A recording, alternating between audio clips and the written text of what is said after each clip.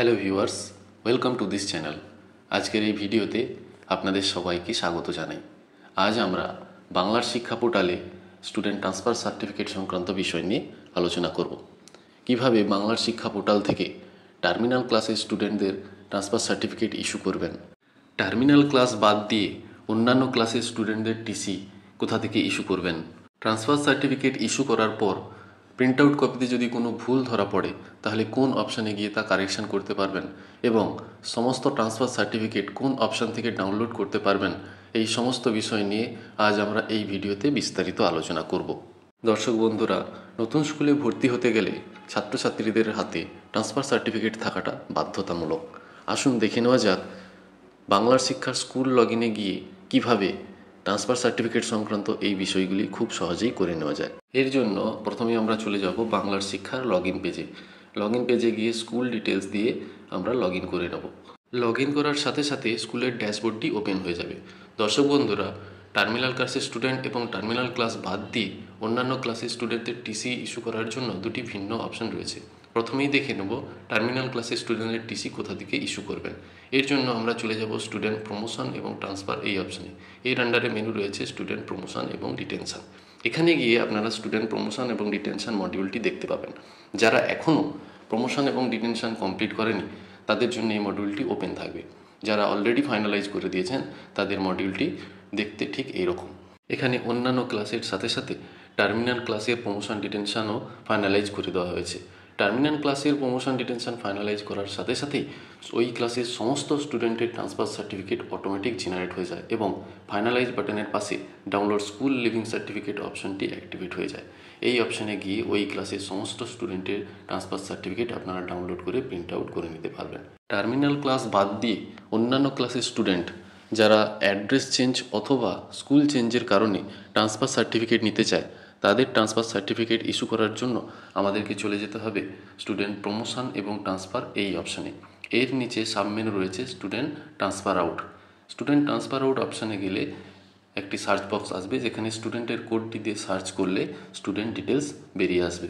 Student ডিটেলসের ঠিক নিচেই রয়েছে স্টুডেন্ট ট্রান্সফার ডিটেলস। এখানে কারণ লিখতে হয় কোন কারণে ট্রান্সফার নিতে চাইছে। দুটি অপশন রয়েছে, চেঞ্জ অফ রেসিডেন্স অথবা চেঞ্জ অফ স্কুল। পাশেই রয়েছে ডেট অফ লিভিং, অর্থাৎ কোন তারিখে বাচ্চাটিকে আপনি ট্রান্সফার সার্টিফিকেট ইস্যু করছেন।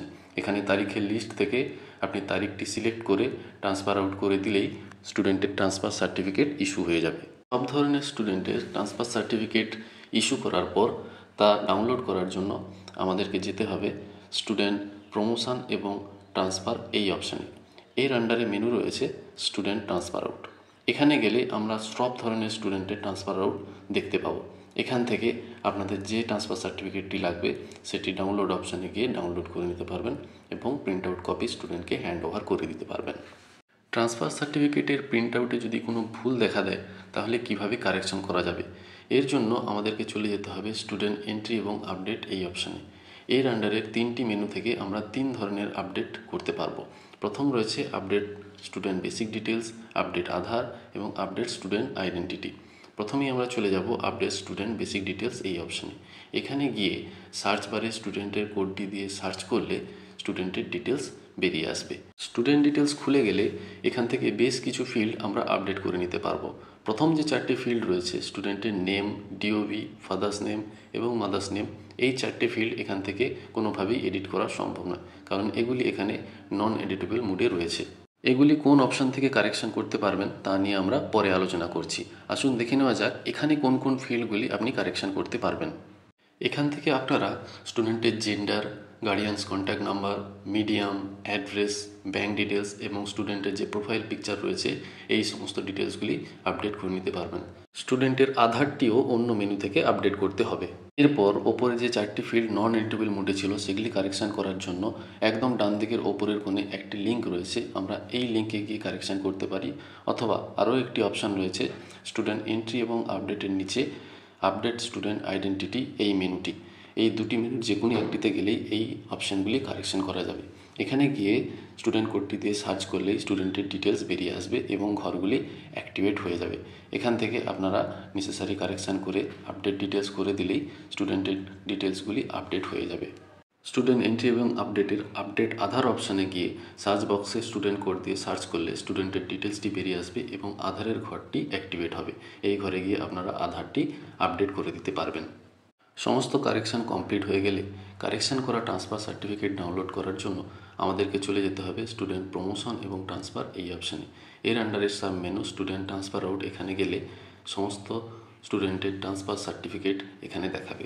লিস্ট অনুযায়ী আপনারা তা মিলিয়ে নেবেন এবং যার যার ট্রান্সফার সার্টিফিকেট দরকার সেগুলি এখান থেকে ডাউনলোড করে আপনারা প্রিন্ট আউট দিয়ে দিতে পারবেন।